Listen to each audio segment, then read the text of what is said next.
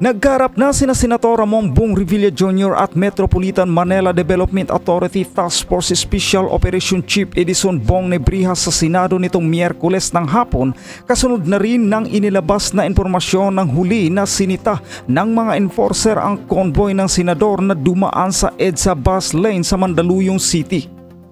Sa pulong balitaan sa Senado, dumalo si Revilla, MMDA Chairman Romando Artes at si Nebrija upang linawin ang usapin.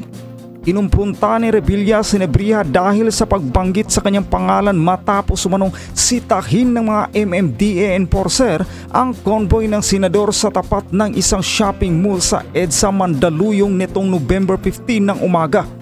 Nauna na ang inihayag ni Nebrija sa isang press conference sa Maynila na binigyan niya ng go signal ang mga enforcer nito na paalisin na ang convoy ni Revilla sa kabila ng paglabag sa EDSA bus lane policy. Gayunman, agad na itinanggi ni Revilla na dumaan ito sa bus lane at sinasabing nasa Cavite ito nang mangyari ang nasabing insidente. Dinipinsa naman ni Nebrija, ibinatay lamang ito ang pahayag sa report sa kanila ng mga enforcer na nakatalaga sa naturang lugar. Sa nasabing press conference sa Senado, inanunsyo ni Artes na sinuspindi muna ito si Nebrija simula sa Huwebes upang bigyang daan ang investigasyon sa usapin. Nang matapos ang pulong balitaan, nakipagkamay si Revilla kina Artes at Nebrija. Wala ako sa Quezon City. Yes, sir. Nasa Cavite ako. Yes, sir. Now, Paano ako napapunta doon? sir, Now that you know, it's not my vehicle. yes, sir. Like what I've said, I just relied on the information that was relayed to me. Nang tropa ko, sir. Yes, So sir. based on hearsay, Sir, wawasakin mo yung sir, senador. I have no intention Paano na pa yung mga maliliit natin mga Sir, kababayan? wala pong intention na sa akin kayo. Why will I do that? Bakit mo binanggit yung pangalan ko Sir, sa media? yun po, Sana nakakaradyo po ako. bine-verify niyo muna. Sir, that's Hindi, what I binanggit did. mo sa radio eh. That's what I... Sir, di po ako Narinig ko yun. in-interview na sinabi ko po na nandun kayo. Wala po akong binanggit na gano'n. Just that, nandun po ako, na nagraradyo po ako, narinig po nila. Hindi, alam mo, Colonel, ako, bugbog na ako sa maling Sir, paratang. I have no Okay? intention. Ako, kahit saan ako pumunta, hindi ako umaatras sa mga Yes, sir. laban na... Yes, sir. I understand. Yung sa totoo lang ako. Yes, sir. I No? understand. Ako rin po nasa to. Ang Oo. sinabi ko lang, sir, Nasa totoo ka? I have no intention of ruining your name.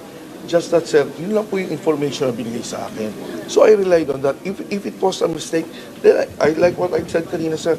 Nagkakamali tayo, lahat tayo, tao nagkakamali. And I apologize. Pero kung hindi niyo po yan- You apologize to the public. Yes, sir. Yes, sir. Yes, sir. I will. I have already apologized, Kano. I'm really sorry. I already apologized kanina. I already made an apology. Tao lang po tayo. Lahat po tayo nagkakamali. Eh ngayon, kung nagkamali po yung enforcer ko, as the commander of the task force, the buck ends with me.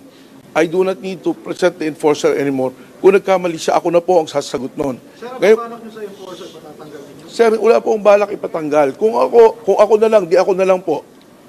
But the buck ends with me. The responsibility ends with me. Yun po ang ang ng commander eh. I need to make decisions. I need to make decisions. It is not to ruin the senator. Alam ko po yung pangalan ng senador. We have common friends. Wala po akong intention na sirain. Kaya kung nagkamali ako na lang po. Ako na lang. That's part of my responsibility. Senator, That's my...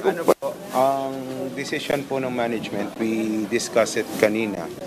We will suspend Colonel Nebrija pending investigation po kung ano talaga yung nangyari at punot dulo. Una-una,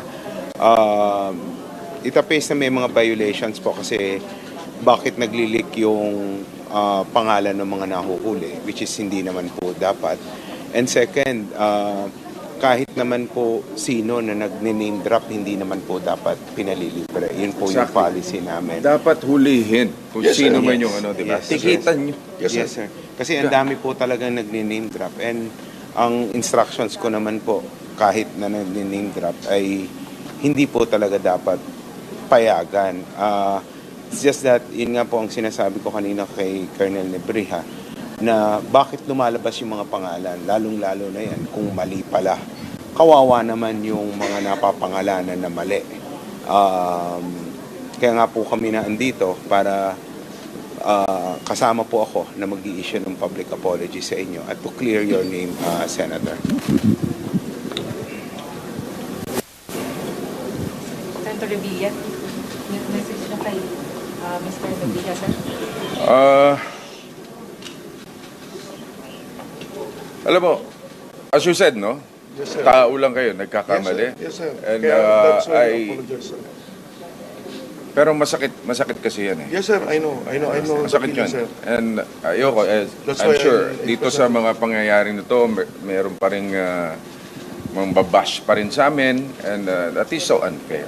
Dahil I understand. tayo'y sumusunod sa batas trapiko, matindi na yung pinagdaanan ko sa buhay, tapos Yes, sir. wawasakin nyo ng ganyan lang ng walang kakwenta-kwenta. In fact, nakakatawa nga itong issue na to eh, traffic. Ang daming problema ng bayan na dapat Yes, sir. iniintindi namin, tapos titirahin nyo kami ng ganyan. But we have to answer back because nawawasak yung pangalan namin eh. Yung mga tao nagsasuffer sa traffic. Like what I've said, Tapos sir, there was no intention. yung ganyan VIP treatment, sasabihin pipili, may ile-let go mo, dapat tinikitan mo.